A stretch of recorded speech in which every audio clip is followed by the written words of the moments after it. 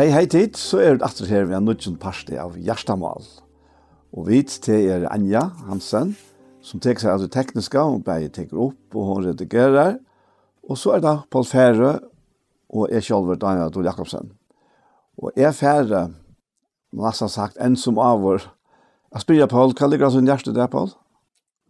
Ja, det så senast vikten så Fære ner og så det så imme som har en löje tankarna då. Så han löjer det alltid här som det skulle vara. Ja. Och det är något om ett ja avvärst som han alltid säger tar han löjer tankarna till dömen sätta som han fick mig att säga. Ja, kan säger man då vi. Alltså Rambrau säger det att hoxan och jag kom till akara och välja karriära och jag ofta också med sig akara hon kommer alltid från honom som inte damar till att vi det som vi det och snaja men värjan är han han väljer om så ett bad och han gör det trädalles och han älskar att han kan vara som han vill ha det att vara så han är bara goda tankar. Och så kommer detta fram och i mer kvärt krossaren utan Kristus. Ja. Och Sverige är runt. Akkurat. Och kvärt kärleken utan Kristus. Och Sverige är runt. Vi kunde ha människokärlek men det är helt på att vi vet det här. Och så är det detta trygga kvärt samkomman eller kyrkjan eller allheim samkomman kvart hon utan Kristus hon helt rent akkurat det han inne i halt i öllon och i löven så han sa bottnen han och så kommer jag ihåg som detta som det sjönk och i halt det var Ebenezer gav en flöv ut i sjönne tog att Kristus är svär till hamsens stora nej ja. Och Kristus kan frälsa och vanta sorg och nej. Och spårningar lössens till nöjva människa man tar öjna Kristus svära lösa kan tog Kristus är svära till hansens nej. Ja. Och det hever lukka som ronken i öj med i samband vi har så här tror jag spårningarna näka värande utan Kristus. Näka som bäge viskar här och i dorten utan Kristus nej ångastan. Och i allt det att det så verkost och i samband vi har så tankarna att Gudsötten han är det till allt sedan och i för att Mosebrev ja och har lyft bäge för löver som nu är och för det som kommer. Och kanske ut från här som jag nämnt så kan en samtala vara byggt upp akkurat mittlen. Men vi tar inte prövan än, så vi får prövan nu, ser man. Ja. Och för mer det om mäter hotäckande till dömens tid och läser Psalm 23. Och jag vet inte om vi har inte färre här som om inte har en fäck med tillta. Så är att ta till läser Psalm 23. Så särskilt väl till att David han skriver salmen och jag har ju alltid haft intryck av att han har inte haft det gott och Herren gav någon åren till salmen. Ja. Och möjligt att vara att han bäg hej stråle och mist och allt det här som är så mist i löven. Detta vi kone ordia. Som han var inte färdig i herrna så som konkurren 80 affärer vi så en mannen och han var hemma och han sa hälsa vackra kvinnor och fatt för henne och han var konkur och han tog henne och lade henne ja men så vaknade samvetskan och hon fär han till att sända båt till herrhavtingan sa herren och be han om att sända ordet hem. Och så ber han täcka sig av lötterna graderar samman vi kom så inne. Och kvoj tog han väl det lukka som viskat ut självor. Ja. Men det han tjeck inte tog ordet var äkta år. Han ville inte vara hem till konen att hinner struts till bara det med att få inte honom. Så han sände han ut efter. Och vad gör han nu? Han bygger herravden kan sätta han främst så han fettler. Och det var allt görs som konkret sagt. Och här satt han så efter.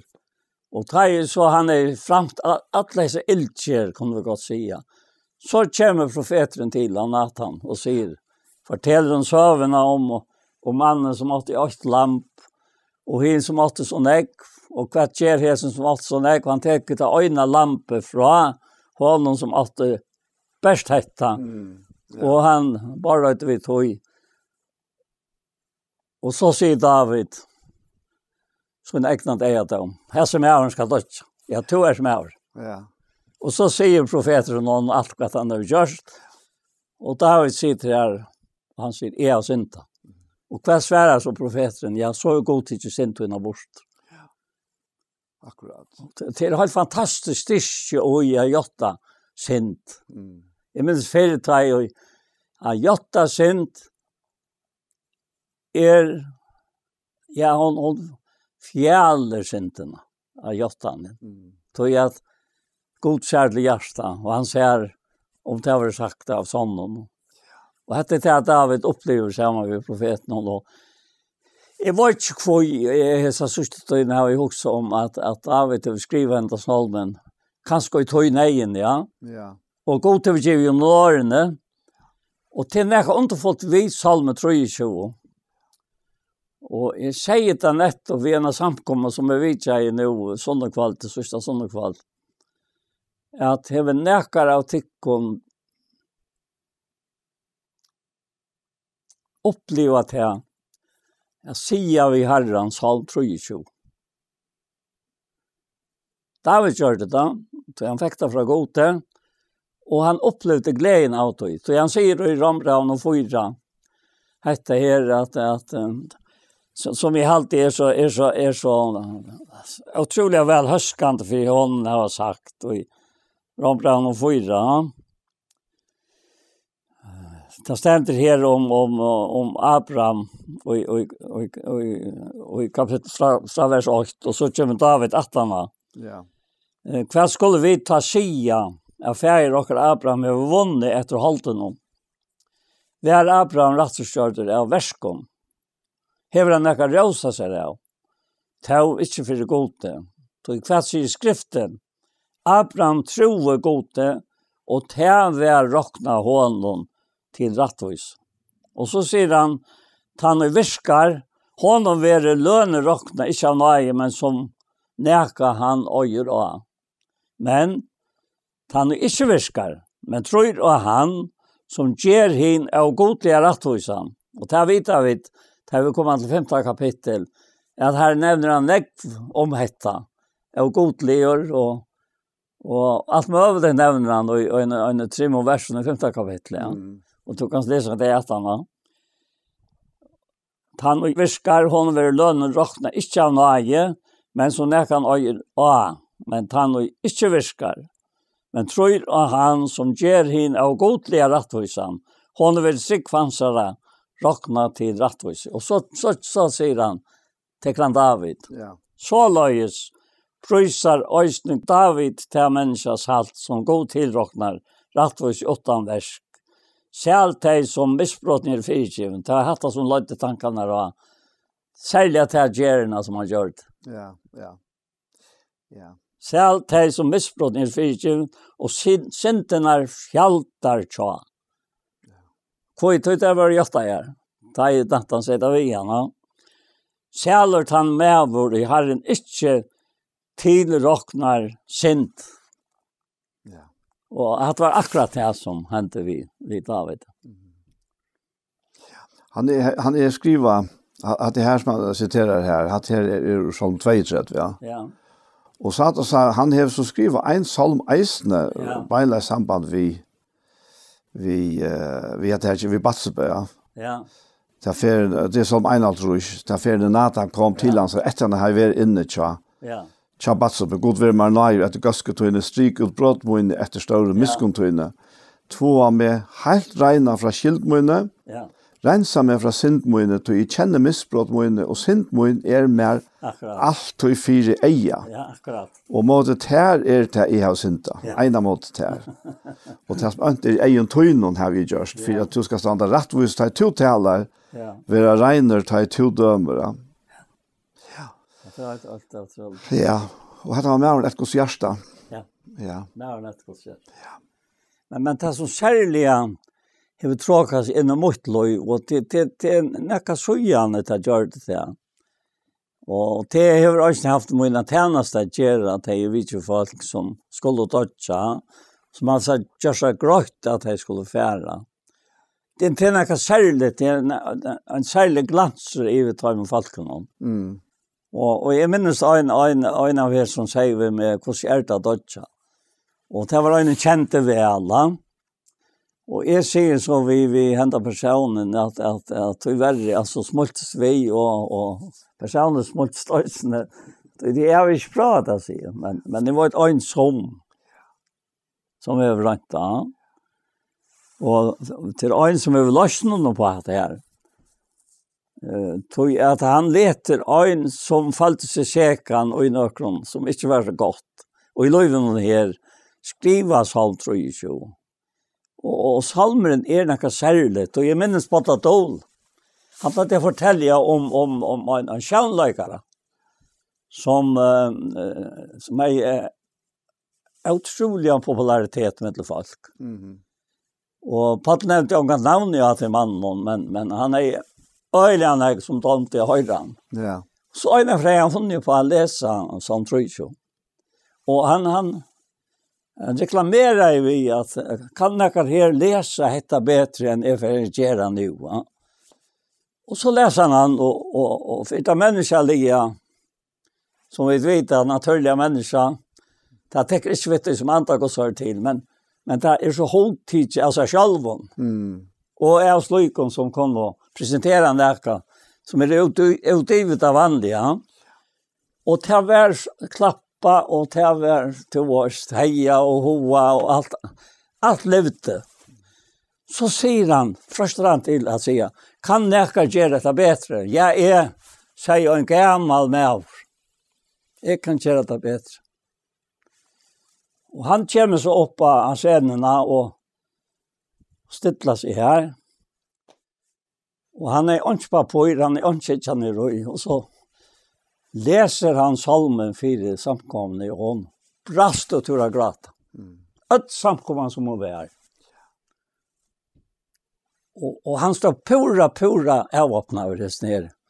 Holdtakan til kjennlakare. Han sier, kvært hatten, sier han. Så sier han hikker på han, akkurat som og mildt og røtta. Han hikker på han og sier han, at tion kjente salmen. Men jeg kjenner hyran. Så ikke salmen skalt. Nei. Men hyran. Og det ble deiatøg. Man hørte bare til det. Hva hatta? Ja, nettopp, ja. Hva hatta? Og jeg har rønt hatta, og i måned tjenest, og i løyven, tar jeg mennesker kom her til, og nå skal jeg fære. Og til ønsken ivig ut til menneskene, at 18 av deian, så vi bostet ulike av noen og høymannskjæren. Det er ikke det som er problemet, men hvordan det å dødja? Skjønner du? Og jeg snakker for noen, så sier han, jeg kjente det ikke, men jeg skal be Herren gjøre det svær, sier. Og svære kom på en av veien. Og jeg sier vi hentet person, hva her ikke ilt der? Ja, men hva sier du så? Jeg sier, nei, jeg vet ikke, men Herren svære der, og jeg spør jo bare, jeg har ikke lese for det. Men jeg skal lese det på at her treiter, at det er to som sier det av Herren. Det er øyneste som løser til fra til tanker, at det er kanskje ikke noe godt at dødja, altså. Så opplever du til at poster og like av noen, og heimakjallan. Kvart her i middelen, kvart det nekka ønt. Og så leser jeg fyrir henne, til 4. verset i salmen. Og vi færer nu i tjøkken til alt det jeg skulle. Her deien, og her skutsen av deien. Akkurat, ja. Men skutsen kan omgatt gjøre nekka. Så sier jeg, men nå leser jeg tuta, og ikke jeg. Men jeg leser det, og jeg var ikke dot utan at. Og til aller fleste tryggvande då av salm 23 utan at. Så leser jeg det om jeg, altså, og personer kom vi, skal, genka, og i det det jeg skukkans. Attest er ikke ilt. Tøy, to svimmer. Kjepper tøyn og staver tøyn tar okka med. To barra i 4 mer, bant 4 fortsatt av møyna. Og to salvar hatt mot vi alje og så framveis. Og så sørste verset, Anke, 8 gatt og nøye skal fylke med her. Alla det livet, og jeg skal bygge ved huskjærens alle det her. Det inte den väkraste och mest otäckande reaktionen i närheten jag vill uppleva av en människa som säger vi Herren till som akkurat som Herren vill skriva henne jag säger vi ser. Och det är tryck på. Att tryck för när kom från honom. Ja. Och grundläggande för trunne är han självor. Och han är löjve självor. Og vi og i håndene, så det kan det ikke være arbeids enn til. Nei, det er fantastisk, men han var jo hyre selv, David, Ja. og sier at Herren hyre mine, men det fattes ikke. Og så får han inne på alt det som han gjør. Ja, alt. Det alt. All versen her nere etter. Han leter meg litt, han lukker salmene. Om vi så skal gjenge ut alle det jeg skulle ta seg til å lese, to svimmere, og så 15 verset, 2 borre i 4 mer, og ikke uten godt og nøye, skal fylle med alle det livet, og skal bygge ved hus i Herrens alle rævere. Og ja, det nok ikke fjondt, at det må være kjent av salmer til David, ja. Men det at det en dag og i min løyve lærte at gjøre han så personlig som som han ville få David at gjøre seg personlig som ser ta i alt i løyven og missettene. Sånn at det må være underfullt. Ja. Sånn at Ja, jag angar det också till att Jesus salmer ständer samband vi Batsebø. Nej, hatt det bara munnet tack. Kanske det han kom för bo till stadiet då. Ja. Han väl jakten här bei salm 32 och salm 1 kan han uttrycka. Det kan vanten vi också. Som människor att vi kommer jakten där och ta för test och syna.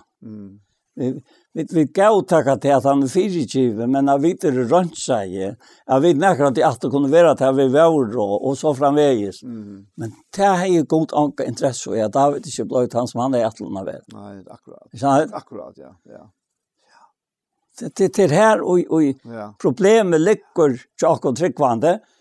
Ok, jeg har finnet fyrirgivet, men det er alltid menn etter. Men til god anka det menn etter. Nej, alltså han ser slett syndna långt. Det gör sin löje. Att synden inte ett problem till god långt. Det är grunden jag antar till värre. Nej. Då han gör det utgången ur den självor. Det är Ja. Det kan inte vara problem till honom. Nej. Men det var ett problem till oss. Ja. Som var snutt av armen og i den save. Tog Rambrau sier til at du er ikke syndare, du syndar. Du er en syndare, du Adam og Eva fått litt synd. Akkurat, ja. Og synden trang til jøkken til alle mennesker, og degen ved syndene, du alt synd av. så har på en måte ikke skilt noe, men til han, godteren til sin heime, så ser det fire. Jeg får at jeg nyr etter. Ja, ja. Fra at jeg som god til atlete, skjønner du? Ja. Og Moses, han var så her opp det jeg hatt, han var øyelig trosker, han ville ikke fære til Herren be han. Og så leste vi om Moses i Salm 91, han til bønnen til Moses. Det stender i Salm 91, etter bønnen Moses, i alt 91 et framhalt av to i bønnene. Og til ofte så så løy vi akkurat til vi leser hva så at som er sånn at ikke, han sier med at 91 salmer ikke bønnen til Moses. Jeg vil si at det takkar gjeren 18 av bønnen, eller hva man skal si. Ja, nemlig. Jeg skjønner ikke. Så her reagerer han på en annan måte i for godt og sier dette her. Tann, dette samme atter, som sa David. Tann og sitter og i løvtins haksta.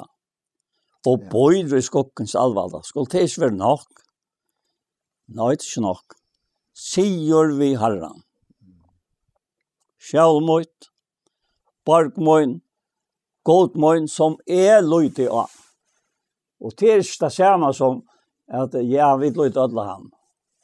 Som til at løyte av. Nei, akkurat. Og til Herren, ja, han elskar sine samkommer til en åtte og ser, men han elskar henne øynsteka. Ja. Skjønner du? Nettopp, ja. Og enderteka til som han for meg, hever en fantastisk avvarskan av et hinne. Bæg utanfor, innanfor, sant? Om vi kunne kalla det så, Og så sier han, tog han bjergar til og snærre foklamansens, undan øyande peste. Vi fjøren så innom skuiler han til, under vansjen hans har finnet og lovd. Trofast hans i kjølter og vernt. Du skal ikke øttas, notta rastlunar.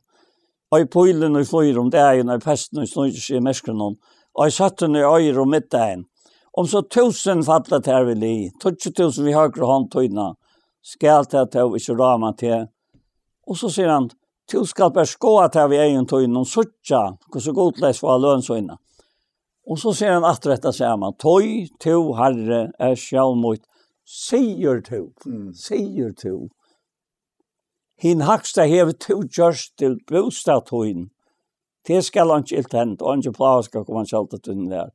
Tog han gjør ønklån sånn og bo med vevet til øtlån veven tøynen. Tar skulle bære til hånden, så tog ånken støyne skal stå av foten med og så framveis. Hetta gikk ut av Kristus, da han der første av øyemars. Ja, ja. Han brukte året til han som første. Frestaren brukte hese årene i motoren. Ja, han vet jo. Eller rønt jeg bruker det, ja. Men jeg husker om et av det her, som du sier, Jan, det her, at som snakker om at synden ikke et problem for Gud, men jeg vet ofte selv vi har lindet til ikke at sikker du faktisk, at tår at sikker du, ja. Men det faktisk samme røtten som i Edens Ørstegger sier vi kvinner, hever Gud nå sagt, da. Og så fikk vi at ivas, da. Tog at han ikke sagt akkurat på den måten som så djevelig siterer det. Men det faktisk det samme som han gjør vi akkurat han leiper åkken vi iva. Ja. Og det at hever god noe sagt til at alle syndene er fyrgivende. Og så, Ja. Og så får man ivas. Får man ivas i tog, altså lurer man etter tog røtten, ja. Ja. Så det man kan få ivas da. Alvorlig, ja. Men her bare et av gjøre. Ja. Og det å gjøre det samme som Jesus gjør det. Og det å vise som alle fra seg. Så vi har Guds år og på at det er. Ja, nå først inn i 5. kapittel i 4. Petersbrand. Ja.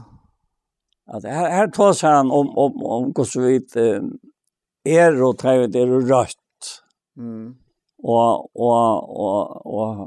jeg tenkte ikke å nevne dette, men når du sier akkurat det her, så avløs det en reaksjon i mer, som sier at han i 4. Petersbrand 5 og 8 hinner eldst og mittelen tikkere av en jer som tar selv eldste og vittig løying av Kristus og som tar i øyne i lotet orden som åpenbærer skal.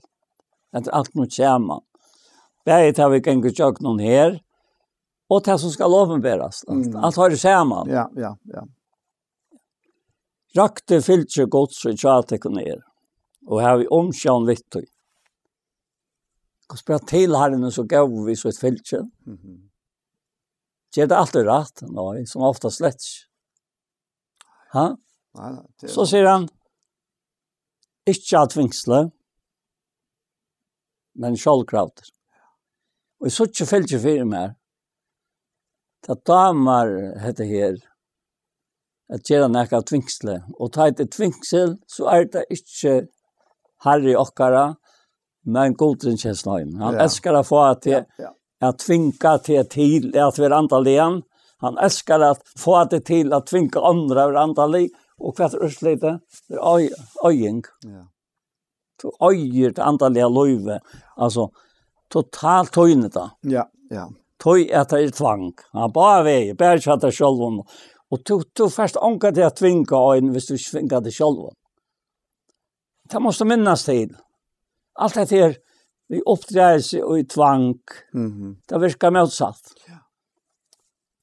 Jag har en upplevelse vi är någon man som finns en muslimska kona.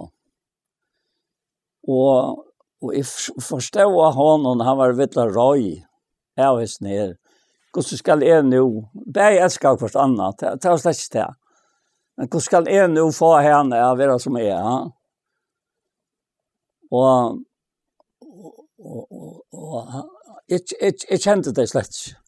Men det kallade mig till sig. Han kallade mig till förra. Och det var bäge samman och jag säger detta vi han att oj då Guds kärleka säger jag ska inte få att jag svära tog jag ska inte tvinga det till näka men oj då kärleka Guds utårstan hjärta tog någon vi har antar någon som given där är så först älska henne som hon är och kött för honom mest att han har det han omsett det ja. Kött för honom mest att här det är bättre än det som är oj.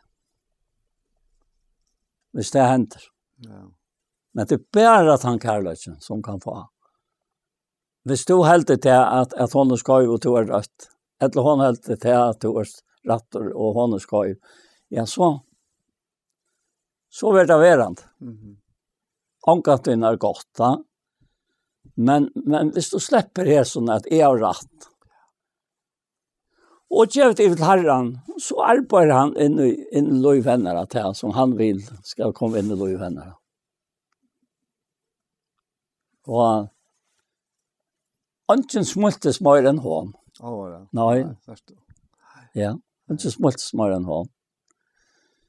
Och tar vi så skilt och så själv han det kort han med och han var helt otroligt blöjor och inte men i hon.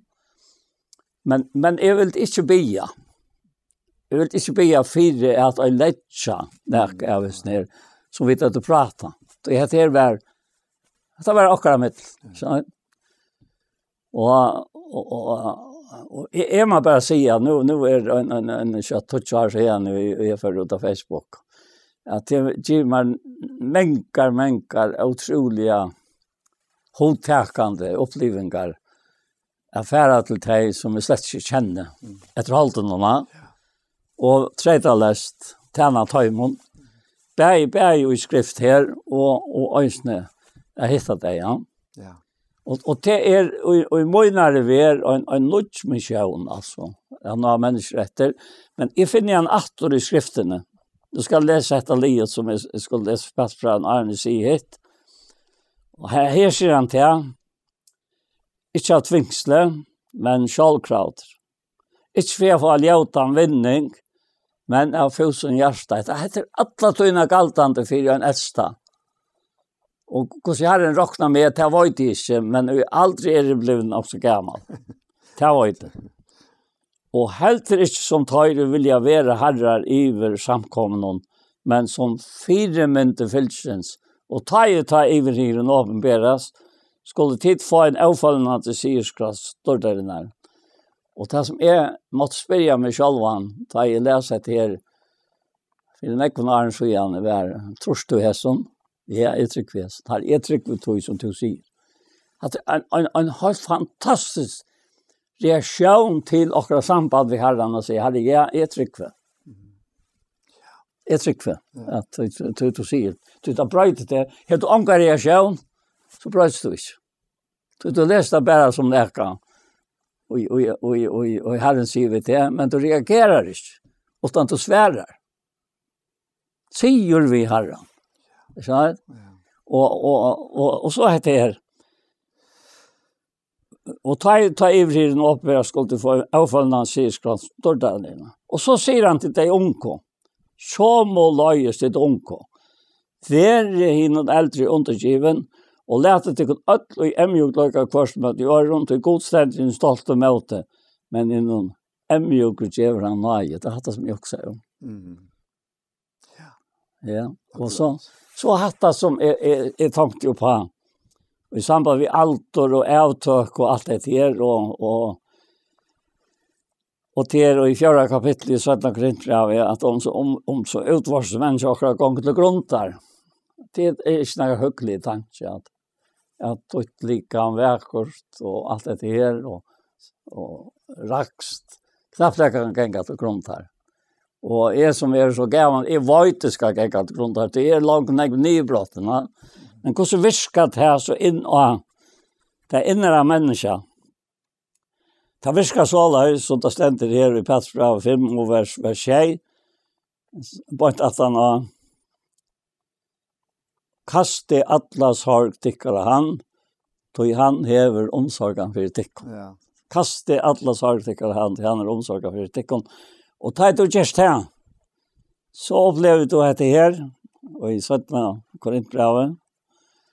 Och jag har alltid hette här något helt enastandande att uppleva och det är inte bara att man upplevt att man blir gammal och brottna lir och ska färra.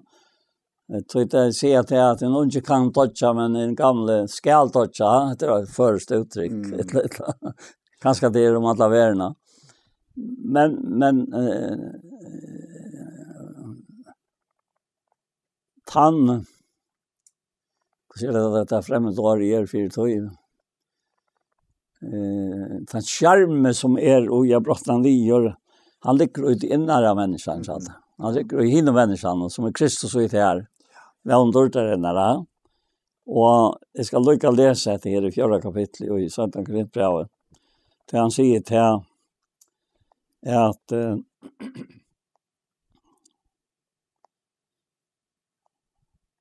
han säger här i vers 16. Vi missar tog inte mot. Nej, om så utvarstes människa okkara gång till grund där.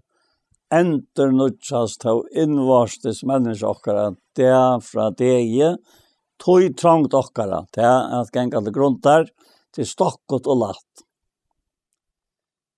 Tog trångt okkara som är stockot och lött viskar. Okkon. Og i større iverflå er vi en fytling av dårlig. Og så kommer alt rett inn. Hva det du har for eia? Vi tar at vi har ikke skjønnelige for eia. Men hitt av skjønnelige. Tøy hitt skjønnelige tøymlet. Men hitt av skjønnelige rævet. Ja, det er. Akkurat det. Ja. Akkurat det. Ja. Det är ju fantastiskt att det är vi att jag vill upptäcka nu det är nu var sändig morgon. Ja. Hur så det här fysiska? Ja. Naturliga. Ja. Och så att det här andliga. Ja. Och vi är ju nu nästas vi så kvitt sån där. Ja. Och som jag sagt det visste för att Bertramans väl ofta brukar höva till att ja. Också om det som vi ser imska högt där alltså ta så om man. Ja. Och det lökne är så vi är så högt någon att jag vet inte om det är så löjt det är något mänskligt då. Ja. Och vi har så öde lagt vi att förhålla oss till julen. Tror jag att det blir så fysiskt att ett barn och hade så öde löjt alla band i östna. Ja. Och hade Jaspers läst ta har bruk för jockon Och vi smälte öll för lutlon fitt och nyföringarna. Ja. Och så kommer vi till mer den dramatiska parten, tar vi kommer till påskenar. Ta Jesus lojer fyra ockon, alltså det han fyra böter för synd ockara. Och så till att han så ryser upp efter det. Ja. Och men allt hever hetta ett endamål. Att James och Kristina för mitten eisen här, men är eisen ett endamål. Och endamålet må väl saktans vara att han syste högt in. Ja, det är det. Det är det. Det är lojer så. Ja, och det är endamål vi ödlen hinnom till att han är god bliver människa och Jesus. Och att han fer ut av krossen och allt det här. Ja. Allt det här fyra att han kan att han vet att han kan ändå lösa och men han kan lösa till nutja liv som vi egentligen ångade har känt. Vi har ångade känt det och jag tycker helt att Adam Eva kände heller inte. Nej. Så vi har nämnt flera från för de åt ångade Elusens träje som kunde ha givet dem till första detta här liv här. Men Jesus kom och gjorde allt det. Men det antalet det är inte något som sast. Vi och ejonas. Vi kunde inte täcka och följa på det så som Johannes skriver så i en brev om årlussen så att alltså det som händer och nummer vi tar nummer vi Jesus som likamliga. Eisen att han var upprisen alltså bär ju en sån naturlig och en sån dåligt likam ja. Men kvart är det så att och Ja. kvart är det så att och som germonen. Ja. Er hetta livet som vi sitter her tås om, og vi har brukt nok snakka timer etter hånden til tås om etter her. Ja, Jack Nyren, ja, det er ikke smavis, ja. Det er ikke men spennende. Nei, og det blir videre spennende, ja. Men hva er dette, Paul? Er dette bare en lærer av nekvån religiøse lærerne? Etla er dette nekka som kan prekva kraftsyna og i okken som tryggves ned. Ja. Og her må vi så svære ja. Det gjør det så helt avgjørst at det prekvar kraftsyna og i time som tryggva. Tøy alt liv for så vidt og skjønnelig. Jeg synes ikke, altså vi synes ikke hver annan, og vi synes ikke uttrykket, og vi hører tankene og alt det her. Men det kommer fra noen av skjønnelig innan ui okken. Ja. Det først med også som en kvinne som sett seg sammen, og jeg var ferreist og kjenter.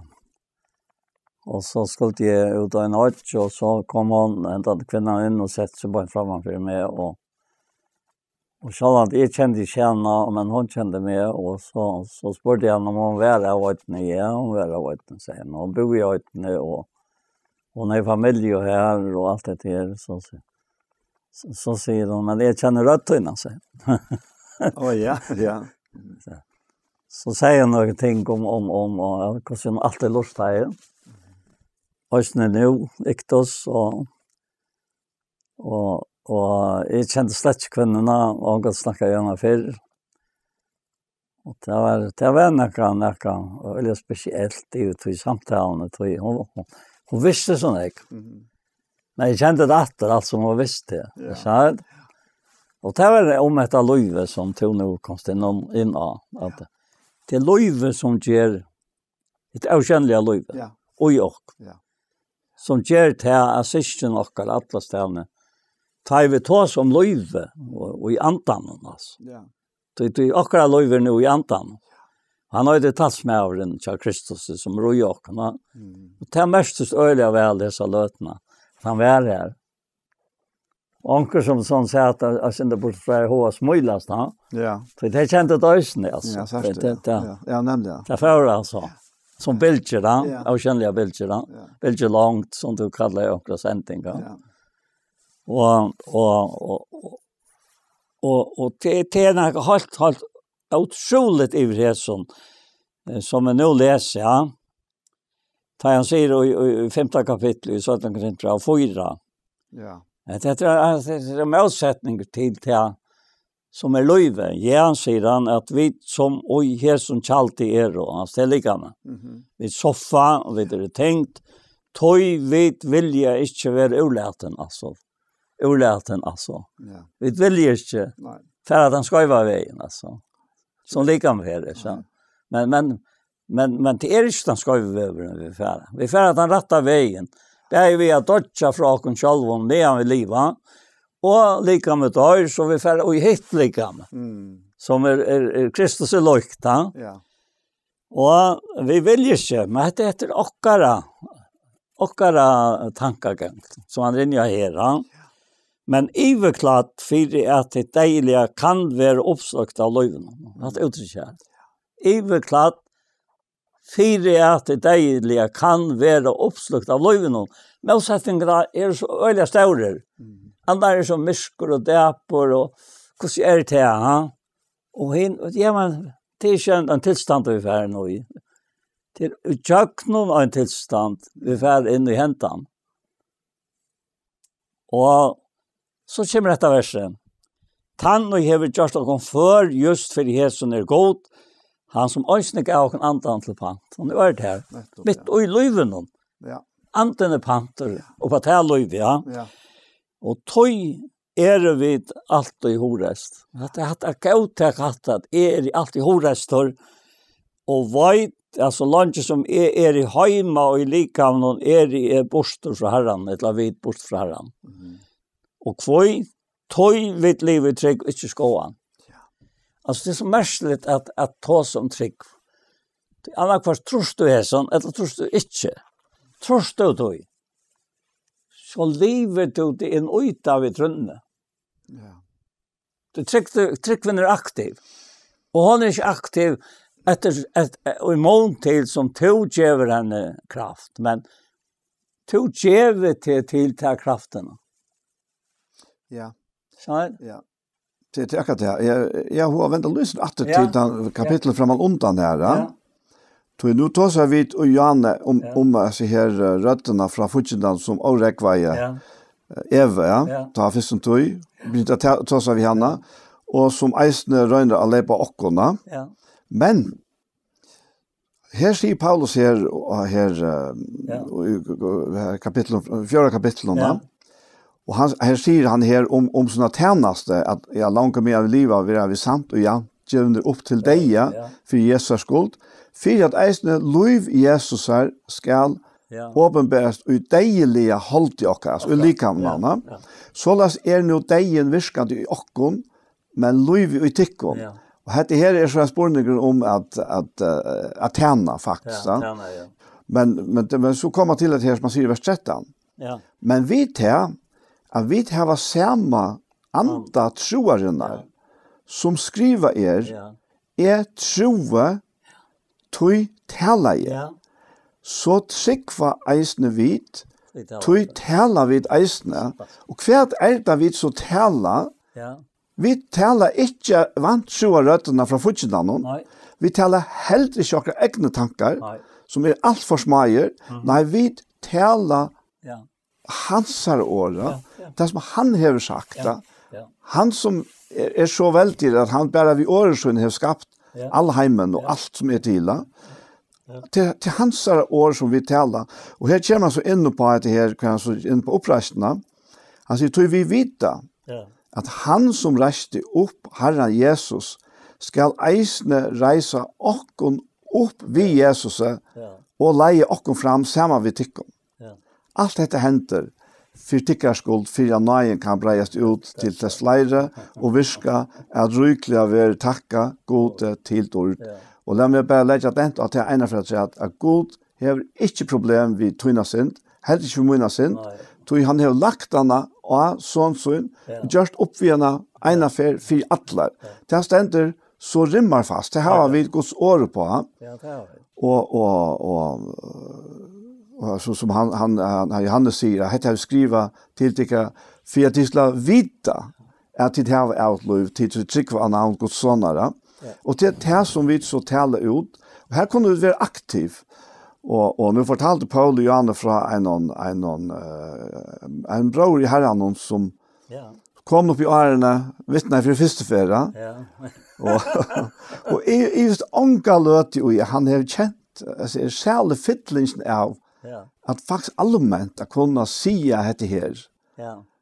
Jeg kjenner ikke, jeg vet ikke hvor han men jeg kjenner han ikke. Jo. Så tror jeg kan ikke sette meg alvorlig inn i støvende, men allikevel, jeg har en sånn tanke om det, jeg halte det så nek mennesker, praktfullt tryggvande mennesker, som så øyla loik akkurat det sånn her, at jeg tår ikke å si et om meg selv, Jo, vi tryggva, og tog tala vi da. Jo, vi tryggva at vi tala vi. Ja. Herren sier. Det er som Og trost du tog, som Herren sier om det, Ja, men altså, nekka menn og jeg tryggva, til angat menn. Det som Herren sier til eller som færen sier til I forsyn I Asien og I sin egna sånne, det du. Ja. Så Akkurat. Så han sier den her som jeg skulle fortsette ved at han har tog livet trygg I skåen, så sier han, ja, jeg leser min tilstand på skriftene, og sier Herre, jeg trygg. Ja. Og så trygg vi det. Og så ble det livet. Ja, sier han på 18 vers 8, vi og horest, og har nå, og hatt og helst vilja fære bostur og likam når vi har med Herren. Trost du hesen, syster, bror, høyrer, lustar skjær, trost du hesen, om til selv. Utrolig han ikke for fargen. Jeg var omkant og spurt seg selv til å lese skriften her. Det hette tryggve? Ja. Og ammen I himmelen. Jeg var så rett for jeg var inne I samtalen. Jeg sier vi Herren at jeg megnet ikke. Paul, slapp av. La meg ordne det. Vi tjøk noen til. Tog god han som viskar og Jakob, sier Filippra 2:13. Bæja vilja og viska etter gåva og vilja så innom. Hver to og I som sammenhengen? Du har alltid I Kristus. Du har omkant ikke Kristus. Kærløgjen Kristus. Og jeg minnes da en braver av første tog sier, jeg har nærkant I Lise 4 Korinthbrev 13, da du kommer ned til kærløgjen og sett Kristus stein for kærløgjen. Ta fengt I tanken. Kristus Kristus Kristus Kristus Altså, det var en helt utrolig, jeg ser, som man kallar det ameningar, men jeg vet ikke om det ikke er lovkjøvengar. Altså, her det ender nødkjennar, og I hører andan, altså. Ja. Ta du leser, kærløy, god kærløy, og Kristus kærløyen. Det var han som fram til verste, vi så inn og lika med Golgata, og røstes ikke opp at og tog lika med noen. Så jeg halte ble kan ikke arve røykegodsa, for ganselig løyke, arve ikke for ganselig løyke. Og hessen åndefulle skapninger kom opp ur gravene som to og I Kristus. Man tann skapningen ikke ved da. Jeg tror ikke å si av vekrere enn ta gjørse skapningen ikke Kristus. Han var vekker, så jeg var 8 sint. Men hessen øysen I 8 sint, som to jo I. Ja. Så jeg halte slapp ikke vi inn I tannskapningen. Vi trykker ikke tøy som møvlet I akkurat tanken. Vi trykker tøy som god I møvlet. Tøy alt god I møvlet. Og så leser du her. Ja, vi horest, og høtt og helst, vilja færre, borster og likam, når vi hører med kjæren. Hva sier du til det? Jeg sier ja. Du er ikke annet vel. Ta du først, enn å færre, borster og likam, hører med kjæren. Det ikke menga bedre? Det sier Paulus for løpet av noe. Jeg har jo færre igjen, og være seg Kristus, tog til menga bedre. Og så tekker han seg akkurat som jeg gjør nå, men å være verande og hessen holdt noen nei var for tekker av skuld. Han sier om seg selv. Hvor skal det ikke være satt om med? Og det. Ja. Tog det til løtt.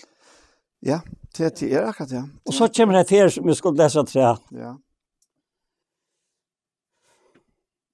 Tøy seta vi øysni okkar og I Jag vera som hon och lojkar annarkvart vid hemma eller bort.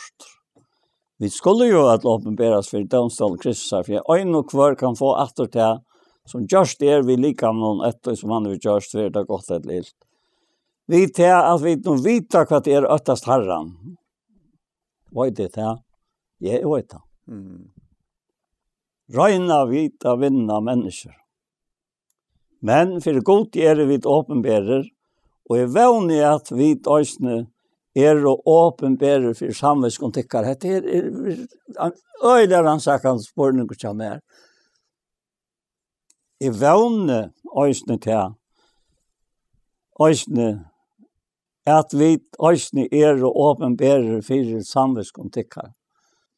Og hvis vi ikke åpenberer for samvetskontikkar for nøren, så fer god til sikkert verst. Her har vi noen fjæle løyven som vi må dekotiver, akkurat som David gjør det her, han rønte jeg få, han har fært hjem til konen, han rønte jeg tatt det så ikke, så sendte jeg han ut etter, og be han sette han her som han fatt. En rævlig tanke. Og jeg vet som jeg er ivelivet hvis jeg har gjort det her. Men David er ivelivet. Så godt gjør det da. Skjønner du? Og så heter det treet. Vi færer nå ikke at det gjør oss selv om vimmel til tikkere. Nei, det er ikke det. Vi gjør ikke oss vimmel. Men vi gjeva tikkon høve rosa tikkon av okkon, så tikkon har også svære at de rosa seg av tog som tar utvarstes, ikke hjertan. Tog var vi fra okkon sjálvon, så var det for godt skuld, og her vi skil okkara, så det for tikkara skuld. Tog kærløyge Kristus tvingar okkon, og jeg råkner ikke vi av tog jeg for inn i det som kommer nattana. Kanskje vi tenker det neste fer. Og hva er godt? Kære systen i Herren, jeg vil hans her. Og oppleve hese sikningen som et likam som Kristus virkar og kan heva alle hine systene som det kommer noen av, og alle mennesker øysene. Han er ikke bare bød for sint råkker, han er bød for sint alt samsyns. Det er ikke spørninger. David, han var jo og i tog støvet at han levde under lovene. Og her var loven heit her visser, her var kontantbetale vi kassa et her og nå. Men vi kom inn nå i togjerskaie, og som du leid dette, jeg var ikke bare første sending alltid, at det ikke som jo, jeg alltid hørte, ja, det er så vers.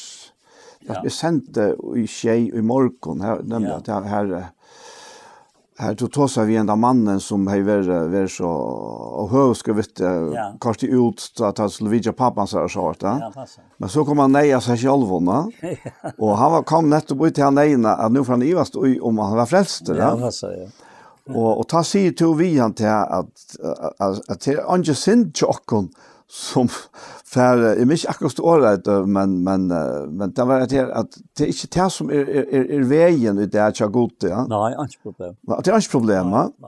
Och tog blöda mer till att det här att vi tryck var honom. Ja. Och här har jag lyckats att affära till första kapitel i samma brev så att när Korinta. Ja.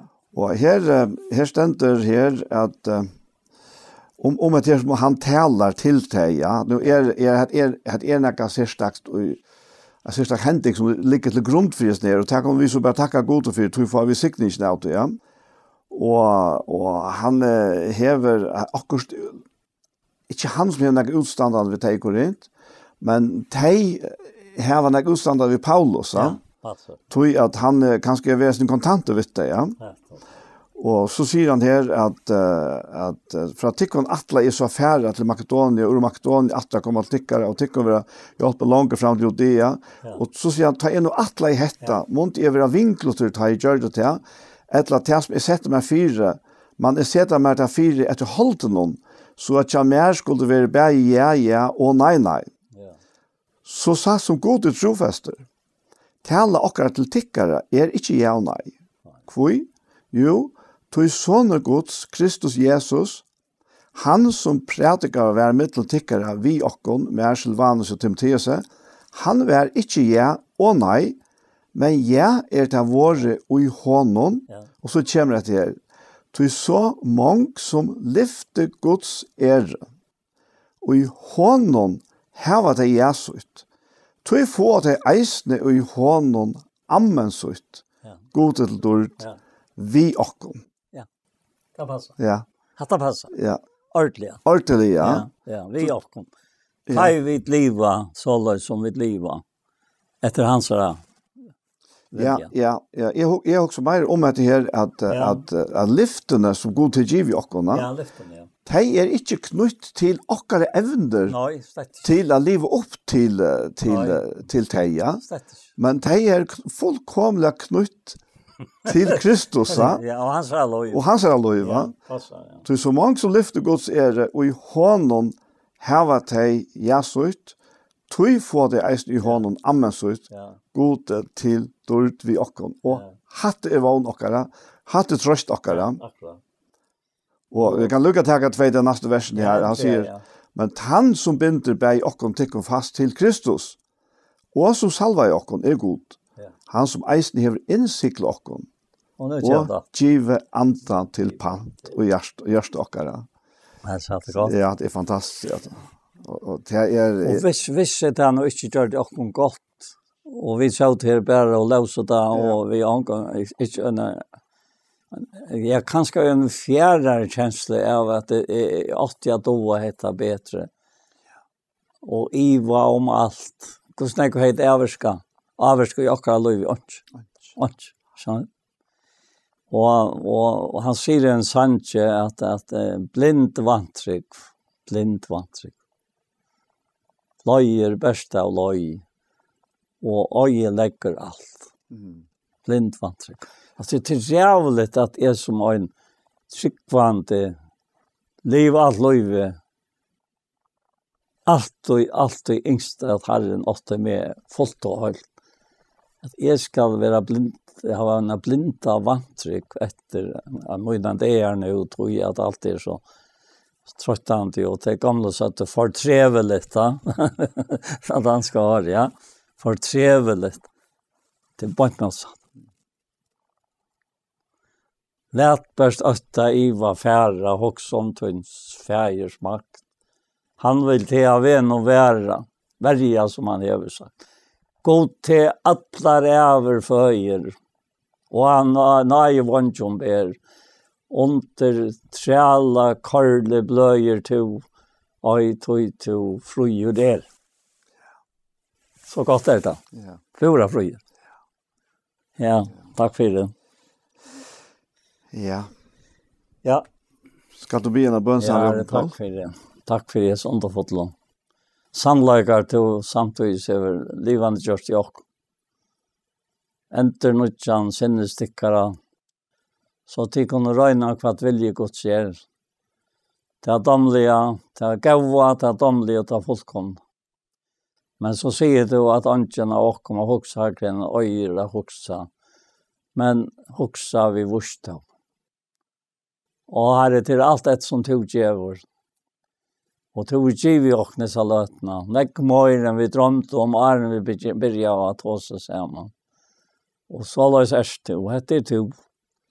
Takk for det, og sikne alt de som har vært vi i det. Sikne kontroll som sitter her. Sammenhånd du her som verst. At du skal nå gjørsten i akkurat landsmannen, og uten landåtene her. Og god i himmelen gjør verktøyt i Jesu navn i Amen. Amen. Så var det her parten av Gjerstamal kom det enda. Og vi tror Anja Hansen, som tek seg av det tekniske, og Paul Ferre og jeg selv, Daniel Dole Jakobsen, vi takker for okken. For hesfer. Og parter av Gjerstamal å finne av YouTube-kanalene til Iktus Sjønvarsp. Og tar vi eisen senter av Skjei, Kristelig Kringvarp. Så til han. Jeg tror bare å si tusen takk for Jesper.